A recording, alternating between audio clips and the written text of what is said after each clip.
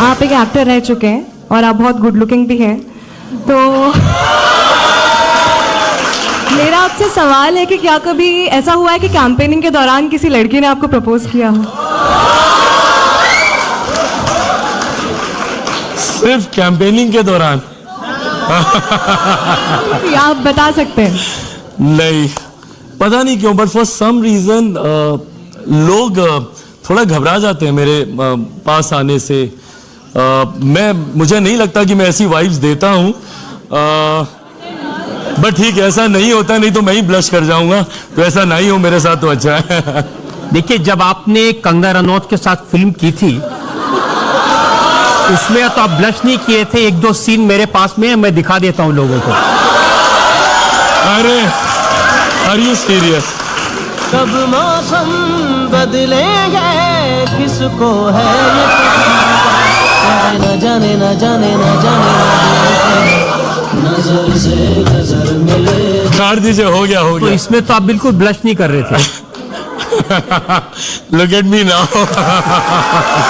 मेरा क्वेश्चन आपसे ये कि मैंने सुना है कि आपको आपकी मूवी के डायलॉग्स याद नहीं होते थे, तो हाँ। आपको इतने लंबे लंबे भाषण कैसे याद हो जाते हैं? नहीं, बिल्कुल सही बात है, पता है this used to happen actually में रजत सर। मतलब मैं सेट पे जाता था तो मुझे 1 पन्ने का डायलॉग दिया जाता था, है ना, और जब मैं बोलने लगता था तो मैं उसको 2.5 पन्ने का बना देता था, बोलता ही रहता। अब नेता का खून है, ठीक है, तो अब वो उबाल तो मारता ही था, इम्प्रॉम्प्टू बोलने की आदत है, तो जो आधे मिनट का सीन होता था मैं उसको 2.5 मिनट 3 मिनट तक मैं उसको खींचता रहता था। तो ये मेरे साथ सही में बहुत बड़ी दिक्कत होती थी, ना मुझे डायलॉग्स याद होते थे, और इसीलिए अब भाषण याद करके नहीं देता, ना पढ़ के देता हूँ, जो दिल में आता है बस वो बोलता हूँ। एक दो सवाल ले लीजिए। आप इतने युवा अच्छे पॉलिटिकल लीडर हैं, तो आप बिहार के मुख्यमंत्री कब तक बन पाएंगे? इतना अच्छा ग्रोथ कर रहे हैं, मैं देख रहा हूं, बिहार के मुख्यमंत्री कब तक बन पाएंगे? भाई मेरे पास अगर इसका जवाब होता तो मैं जरूर दे देता, बट भविष्य वक्ता नहीं हूं। और फिर वही बात है जो मैंने अच्छा, ये बता दीजिए, नीतीश कुमार कब रिटायर हो जाएंगे?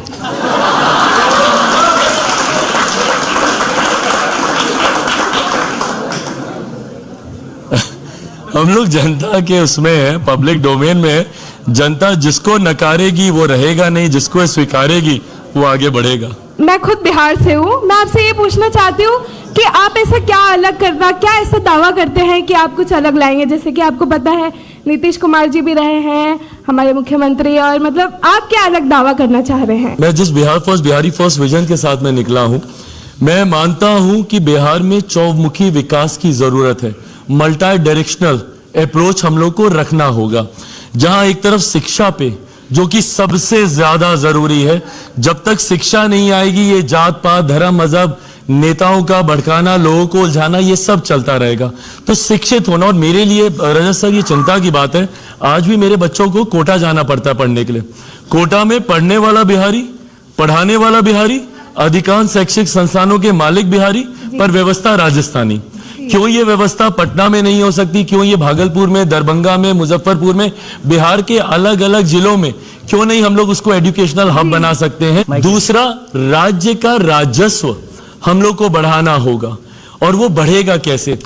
हम लोग इतना ब्लेस्ड हैं रजत सर, एक ऐसे स्टेट से आते हैं जहां पे रिलीजियस टूरिज्म की अनंत संभावना है। अयोध्या में एक राम मंदिर का निर्माण हुआ, आस्था एक तरफ है, मैं अभी आस्था पे जा ही नहीं रहा, पर सोचिए उस क्षेत्र का आर्थिक कितना विकास होने लग गया। वहां पर होटल्स आने लगते हैं, रिजॉर्ट्स आने लगते हैं, एमएनसीज आने लगते हैं।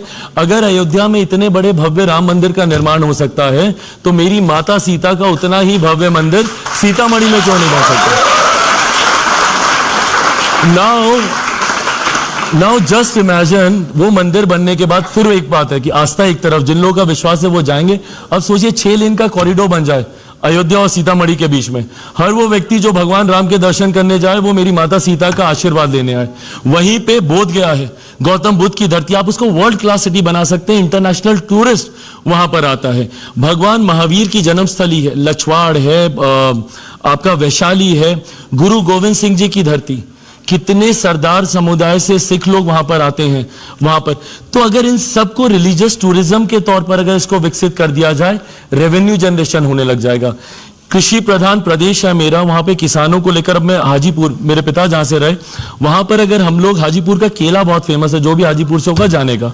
हाजीपुर का वो केला डाउन साउथ जाता है तो केले के चिप्स बन जाता है और उसकी अच्छे से पैकेजिंग, मार्केटिंग, प्रोसेसिंग सब होती है। अब यही प्रोसेसिंग यूनिट अगर हाजीपुर में लग जाए तो वहीं पे उस किसान के हाथ में ज्यादा दाम आएगा, वहीं पे उसकी पैकेजिंग होगी, प्रोसेसिंग होगी, मार्केटिंग होगी। मखाना आज की तारीख में प्रधानमंत्री जी ने उसको दुनिया में फेमस कर दिया। अब वो मखाने को अगर हम लोग वहीं पे उसकी पैकेजिंग करें, उसकी प्रोसेसिंग करें, मार्केटिंग करने लग जाएं तो किसानों के हाथ में ज्यादा पैसा आएगा। एक और, हम लोग आधा साल तो बिता देते हैं बाढ़ और सुखाड़ की समस्या में। आधा बिहार, अब मैं कोई भविष्य वक्ता नहीं हूं, बट मैं लिख के आपको देता हूं, ये जुलाई का महीना बीतने दीजिए, आधा बिहार मेरा बाढ़ में जाएगा, आधा सुखाड़ में जाएगा।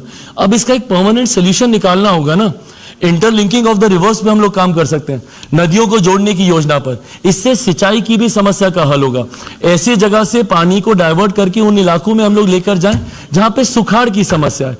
तो ये कुछ ऐसी चीजें हैं जिसपे अगर हम लोग तत्काल प्रभाव से अगर हम लोग काम करने लग जाएं तो बिहार को हम लोग वापस से उसी ग्लोरी में ला सकते हैं जिसके लिए बिहार जाना जाता था, उसी यूनिवर्सिटी के लिए। वहां पे हॉस्पिटल्स हैं, आप प्रखंड स्तर पे चले जाइए, पंचायत स्तर पे चले जाइए, नहीं है अभी भी व्यवस्था।